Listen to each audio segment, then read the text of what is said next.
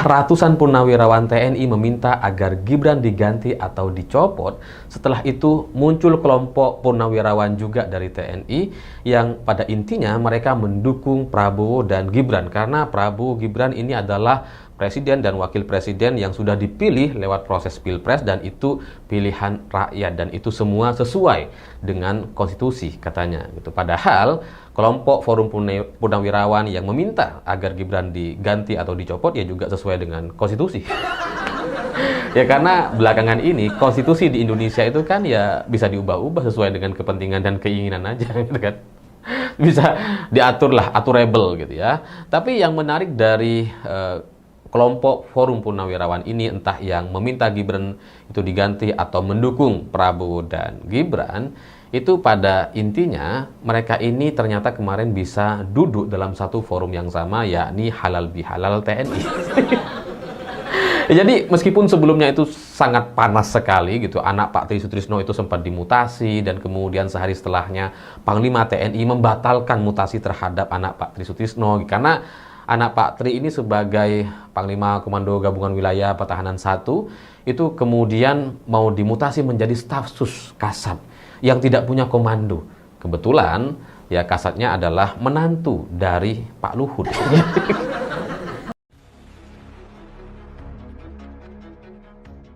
Jadi seandainya mutasi itu tidak dibatalkan, saya sulit untuk membayangkan anak Pak Tri menjadi staf susnya menantu Luhut. Itu kan agak janggal rasanya gitu ya. Dua jenderal yang sama-sama bintang 3, terus kemudian salah satunya dibuat jadi staf sus tanpa komando. Tapi ya syukur itu kemudian dibatalkan dan ya meskipun setelah itu muncul pertanyaan-pertanyaan gitu. Ini kenapa? Ini kayaknya ada gesekan atau ada dorongan-dorongan supaya terjadi mutasi-mutasi yang ugal-ugal lah. Ya, tapi dari situ kemudian terlihat wajar kalau Pak Luhut dalam rangka merespon Forum Purnawirawan TNI yang meminta agar Gibran itu diganti, itu respon Pak Luhut sangat ketus sekali gitu. Wah, yang nggak setuju Gibran ini kampungan. Saya nggak ngerti apakah Luhut itu menyadari bahwa ucapan itu dia tujukan kepada ratusan jenderal purnawirawan TNI. Saya nggak ngerti apakah itu dia sadari atau enggak. Tapi ya itulah yang disampaikan sama Luhut. Yang tidak setuju Gibran keluar dari Indonesia. Ya meskipun responnya itu agak telat sekali, ya setelah isunya udah agak mereda, Luhut baru bicara gitu. Harusnya kan ketika isu lagi panas-panasnya Luhut bicara, ini enggak nih. Isunya udah mereda, mutasi sudah dibatalkan, baru setelah itu Luhut bicara gitu. Mungkin gitu ya, mungkin Pak Luhut merasa kalah tuh. Menantunya yang seharusnya bisa memimpin atau menjadikan anak Pak Tri Sutrisno menjadi staf susnya di Kasat itu kemudian dibatalkan atau tidak jadi oleh Panglima TNI. Tapi ya terkait mutasi-mutasi itu yang sebenarnya adalah urusan internal tidak bisa kita campuri. Tapi yang bagi saya menarik adalah bagaimana seorang Luhut gitu ya, itu punya pernyataan yang template sekali. Pokoknya yang nggak setuju dengan dia atau nggak setuju dengan pemikiran dia, yang nggak setuju dengan pemerintah keluar, keluar.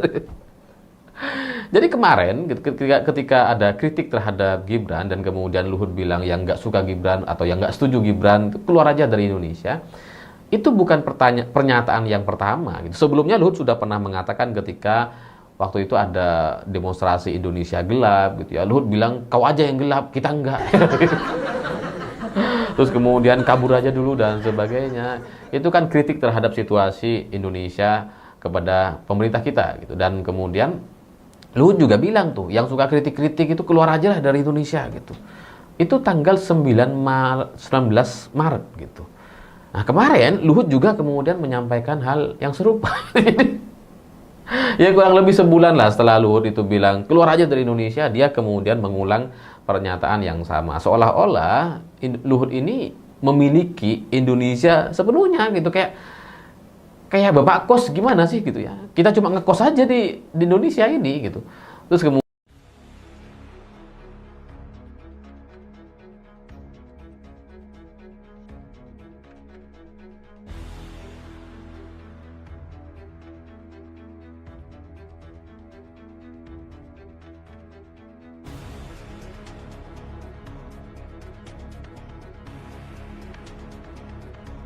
wakil presiden.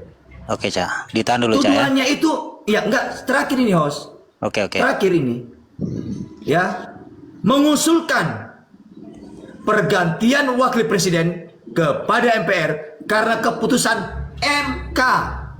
Karena keputusan MK terhadap pasal 169 huruf Q Undang-Undang Pemilu telah melanggar hukum acara Mahkamah Konstitusi dan Undang-Undang Kekuasaan Kehakiman. Jadi artinya ini ranahnya DPR dan MPR yang bisa menentukan kepastian itu.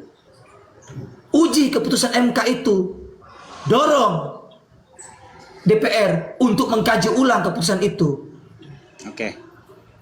Jadi tidak ada kebencian kepada Gibran karena cacat demokrasi ini yang tadi sampaikan Opa itu melalui moralitas, etik, norma. Kalau putusan siapa Oke, bilang? Cak. Saya aja bisa ngetok putus-putus. Ini bukan masalah itu, normanya yang dipertanyakan. Ya. Terima Oke, kasih. Cak. Oke, next Oke, Bang Andi. ditahan dulu, Cak ya. Amat itu kan Sebentar dulu, Pak Ip. Sabar Udahlah kok, Pak tukang, Ip. kamu diam dulu. Oke. diam dulu. Saya sebentar, Bang ini ya, Bang Anugrah sebentar. Saya sebelum ke Bang Black dulu, saya sambut dulu Bunda Winar. Assalamualaikum, selamat siang Bunda Winar. Suaranya nggak ada. Oke, Bunda Winar ditahan dulu ya. Ditahan dulu ya. Oke, ditahan dulu ya, Bunda ya. Oke, saya ke Bang Black dulu, silakan Bang Black. Mungkin apa Bang Black tadi di bawah mungkin mendengarkan obrolan di atas, mungkin ada yang mau dibantah, mau ditambahkan, mau bernarasi, silakan Bang Black. Ya, Bang Black. Dibuka mic-nya Bang Black. Bang Black. Bang Black, Kalau nggak ada Bang, dipindah lagi ke orang lain Oke, aja Bang. silakan Bunda Winar, silakan Bunda Winar. Bunda Saya Winar turunkan baru dulu ya. naik Bang. Ya nggak apa-apa. Mungkin Bunda Winar ada mendengarkan obrolan di atas, silakan. Pasti mendengarkan orang biasanya kalau naik ke atas tuh udah mendengarkan tuh obrolan di atas itu. Makanya penasaran naik, mungkin ada pengen dibantah atau menambahkan. Silakan. Ya, terima kasih banyak Bang Hos. Pada dasarnya kita sebagai rakyat Indonesia mengharapkan, menginginkan suatu perubahan yang baik dalam rangka memajukan bangsa dan negara kita. Jadi kalau saat ini kita melihat para tokoh-tokoh luar biasa ketika beliau-beliau ingin mengembalikan integritas bangsa dan negara, selayaknya kita sebagai rakyat memberikan support dan dorongan. Karena harapan inilah yang akan membawa anak cucu kita ke depan menjadi calon-calon pemimpin yang memiliki moral etika yang baik. Saya rasa itu Bang Hos. Jadi kalau saat ini ada satu bantahan, satu narasi-narasi yang tidak menginginkan perubahan ini menjadi bangsa yang lebih baik, saya rasa itu adalah ujian bagi kita bersama untuk sama-sama kita tidak lelah untuk terus menyuarakan yang namanya kebenaran dan keadilan. Karena pada dasarnya kita ini sudah ditinggalkan suatu semangat perjuangan yang luar biasa oleh para pejuang kita terdahulu, yang harapannya tidak lain dan tidak bukan adalah mencapai keadilan kemakmuran yang sebesar-besarnya untuk seluruh rakyat Indonesia.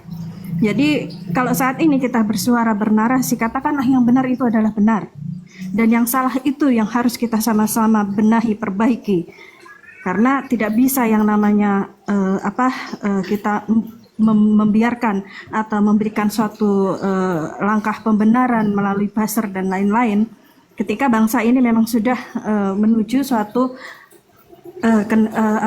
pemerintahan yang tidak benar, yang tidak baik. Contohnya ya kita sudah merasakan sendiri ketika banyaknya pengangguran, ketika pendidikan sudah tidak lagi pada korelasinya, ketika narasi-narasi, orasi-orasi yang dikedepankan hanya ingin menutupi suatu kelemahan-kelemahan ketika mereka memimpin. Itu yang harus kita kembalikan. Jadi kalau kita memiliki suatu akal sehat yang baik adalah kita merasakan kok. Yang lebih pasti adalah apa yang kita rasakan. Bukan apa yang kita dengar. Bukan apa yang kita lihat. Tapi apa yang rakyat rasakan. Itu yang harus utama kita pegang bersama. Bahwa bangsa ini memiliki integritas yang luar biasa. Kekayaan alam yang luar biasa. Moral etika yang luar biasa. Tapi kita sudah membelok ke arah yang juga luar biasa. Ini yang harus kita kembalikan menuju akal sehat yang baik. Jadi saya rasa itu hal saya tidak bisa menyatakan siapa yang salah, siapa yang benar. Saya rasa mereka kalau mau mengoreksi diri, mereka mengevaluasi diri, ya harus mengakui gitu. Saya gagal sebagai pemimpin. Bahwasanya saya selama ini sudah menjadi seseorang yang andil dalam membuat carut marut di negara ini.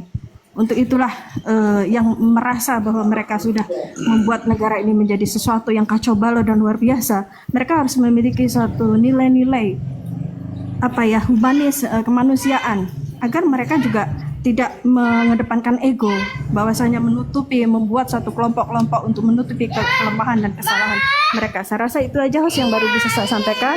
Untuk kurang lebihnya mohon maaf. Assalamualaikum warahmatullahi wabarakatuh.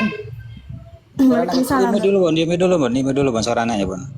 Oke, terima kasih, Bunda. Saya ke ini dulu ya, ke Bang Anto sama Terlena. Assalamualaikum, selamat siang. Sebelum saya ke Bang Anugrah. Salam. Oke, Terlena, Bang Anto. Bang Anto. Oke, silakan Bang Anugrah, silakan. Iya, Bang Putra Gani udah turun Bang ya? Udah turun, mungkin sholat gitu. Oke, saya cuma mau klarifikasi aja Bang. Ini kan awalnya nih perdebatan soal petisi 8 poin dari Purnagraf itu kan sebenarnya dari awal dari kita mulai dengan Pak Gani tadi. Situlah mulai titik ada, tapi nggak apa-apa sebagai proses dialektika. Aktivitas mahasiswa di dalam ruang kritik. Itu yang pertama. Yang kedua, faktornya adalah sekarang ini sejak COVID banyak mahasiswa melakukan perkuliahan melalui online, sehingga dalam satu angkatan itu nyaris hampir tidak ketemu kecuali ada tatap muka, itu pun tidak intens ya. Itu yang berdampak misi-misi kepedulian mahasiswa, misi-misi kritisnya, karakteristik kritisnya tidak dipadukan secara baik menjadi satu kekuatan pergerakan. Ini faktor pengaruh. Jadi saya tidak bisa menyatakan bahwa 98 itu ada biaya dan sekarang tidak. Kalau kita berbicara tentang waktu Bang, di 98 kita itu tatap muka Bang. Bahkan kalau tidak turun demo, dosen mengancam tidak memberi nilai. Kalau kita berbicara waktu, sekarang lebih banyak waktu karena dia tidak tatap muka tetapi online. Betul. Tapi kenapa ini tidak dilakukan? Karena akomodir secara masif pergerakan itu tidak dilakukan. Kenapa? Tidak ada diskusi-diskusi intens dalam ruang kampus, Bang. Ya. Kalau Tapi dulu urusan kan, begitu kalau dulu- urusan Hasto, demo orang Bang. Rame mahasiswa demo urusan Ya. Hasto. Ini aneh Ya, Bang. itu- Ini aneh loh Bang. Ya. Aneh ini Bang. Ya silakan Bang. Nah, dan itu kan makanya dengan sendirinya redup karena dianggap itu demo diakomodir kepentingan politik. Kan begitu. Dan itu menurut saya tidak bisa mewakili seluruh mahasiswa. Toh di dalam dunia lapangan kita menemukan ada orang juga yang tidak mahasiswa. Jadi itu tidak bisa kita menjustifikasi sebagai sampel bahwa ada pergerakan mahasiswa yang sudah terkontaminasi oleh kepentingan politik dan uang.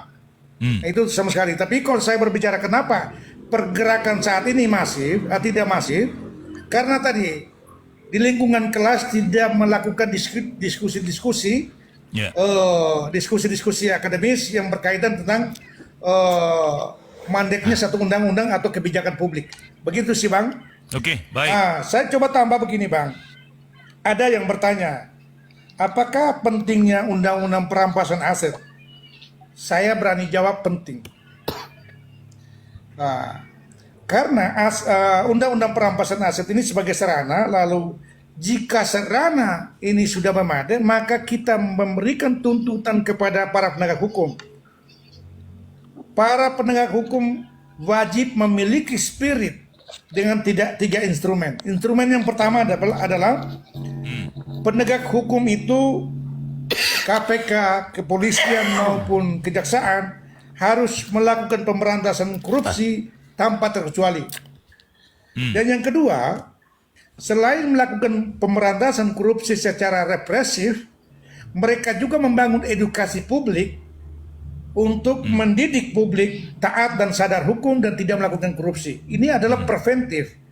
Kalau dua-dua ini dibangun secara sinergi, maka korupsi yang tersisa adalah kesadaran, lalu ke depannya tidak akan melakukan korupsi lagi karena mereka sudah memiliki kesadaran. Dua ini sangat baik pendekatannya, tidak hanya represif, semangatnya untuk melakukan pemenjarakan terhadap korupsi, tetapi pemberantasan aset, memberikan kesadaran Termasuk, moral, pembatasan uang taat kartal. hukum dan lain-lain. Itu juga salah satu bagian dari proses pencegahan korupsi, Bang. Ya, Begitu, termasuk sementara, pembatasan uang kartal itu kan. Jadi artinya transfer cash sudah nggak bisa dilakukan lagi tuh kalau undang-undang itu sudah diberlakukan tuh. Pembayaran pembawa uang cash ke luar negeri pun sangat terbatas tuh, Bang. Kalau uang kartalnya sudah dibatasi, sudah ada undang-undangnya, Bang. Abang udah baca belum undang-undang pembatasan uang kartal? Oke, kita Bang R, silakan Bang R. Silakan Bung L. Oh, saya ya Bang ya? Iya, silakan. Ya, oke. Artinya tadi yang disampaikan oleh Bang Nyoman itu baik secara preventif maupun represif ya.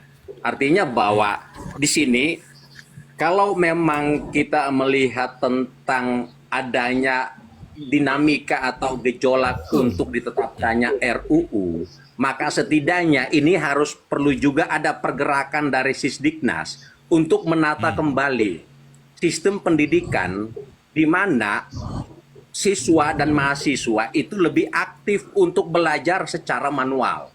Nah, seperti tadi Bang Madu yang sampaikan, saya sangat sepakat. Kenapa? Pembentukan karakter secara original itu datang dari pencarian pengetahuan dan ilmu secara manual. Karena pencarian pengetahuan dan ilmu secara manual, metode sistemik, itu akan membentuk karakter atau konstruksi berpikir yang mumpuni. Di mana literatur itu akan menjadi modal dan senjata utama dalam menyikapi atau akan jauh lebih peka terhadap situasi dan dinamika yang terjadi. Sehingga tidak ada hal-hal yang bersifat provokatif, tetapi yang hal-hal atau langkah-langkah perubahan itu datang dari tuntutan nurani akan kebenaran dalam langkah dan tindakan untuk kemaslahatan banyak orang. Seperti itu, Bang. Sementara dari saya, Bang ya. Baik, Bang Riyadu silakan. Halo, Bang Riyadu. Oke, Bang Bala silakan Bang Bala. Bang Balat silakan. Terima kasih waktunya. Oke, Bang Riyadu. Udah bisa nyala. Oke. Terima kasih, Bang. Sebentar, Bang. Bang Riyadu bisa, Bang. Bang Balat sebentar, Bang Balat. Anak badan juga. Bang Balat sebentar. Bang Riyadu udah bisa nyala, Bang. Begini ya, saya tadi mendengar dari abang-abang yang terdahulu terkait masalah kenapa sih mahasiswa nggak terusik gitu Lanjut kan, aja. terkait masalah terkait masalah undang-undang perpasan disahkannya atau diketuknya oleh DPR RI. Iya, menurut saya ya mahasiswa harus jalan sih, gitu kan? Kenapa sih mahasiswa yang lain-lain bisa bergerak, bisa bisa semangat, demo yang lain, kenapa yang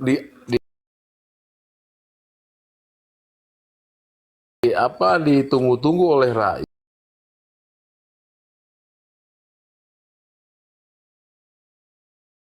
masyarakat